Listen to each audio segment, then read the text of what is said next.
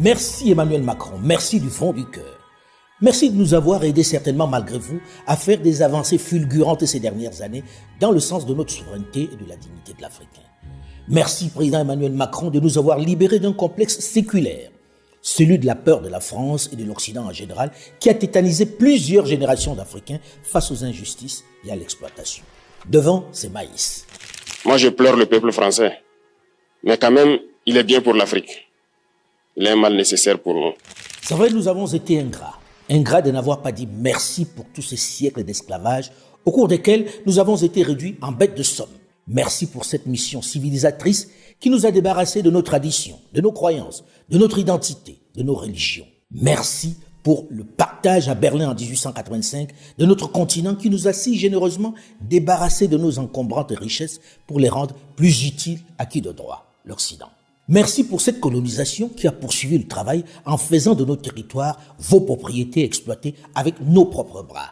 Merci pour nos centaines de milliers de tirailleurs morts en relais de force pour défendre la métropole éternelle face aux Allemands en 1914 puis en 1940. Ces guerres nous ont permis de nous débarrasser des centaines de milliers d'hommes inutiles, encombrants, dont nous n'avions absolument pas besoin.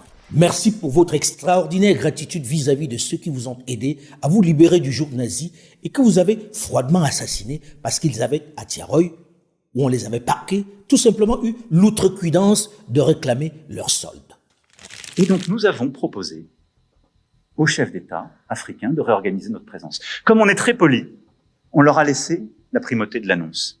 Et vous trompez pas, c'est nous qui l'avons. Et parfois il a fallu les pousser.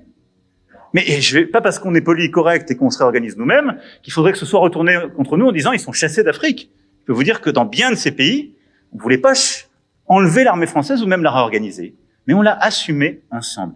C'est ça le partenariat. À la vérité, lorsque j'ai écouté ceci il y a quelques jours, je me suis dit dans les premières minutes qu'il s'agissait probablement d'un montage, d'un fake fabriqué par des influenceurs ou des geeks. Puis après rapide vérification, je me suis dit qu'il valait finalement mieux prendre le temps de la sérénité pour y apporter une réponse sans passion. Tant le morceau est gros, tant cette sortie, la énième, est inacceptable et qu'il devient urgent d'alerter l'opinion publique française de la dérive afin qu'elle mesure par elle-même l'ampleur du fossé qui se creuse avec l'Afrique depuis votre élection. Je crois qu'on a oublié de nous dire merci. C'est pas grave, ça viendra avec le temps. L'ingratitude, je suis bien placé pour le savoir, c'est une maladie non transmissible à l'homme. Waouh!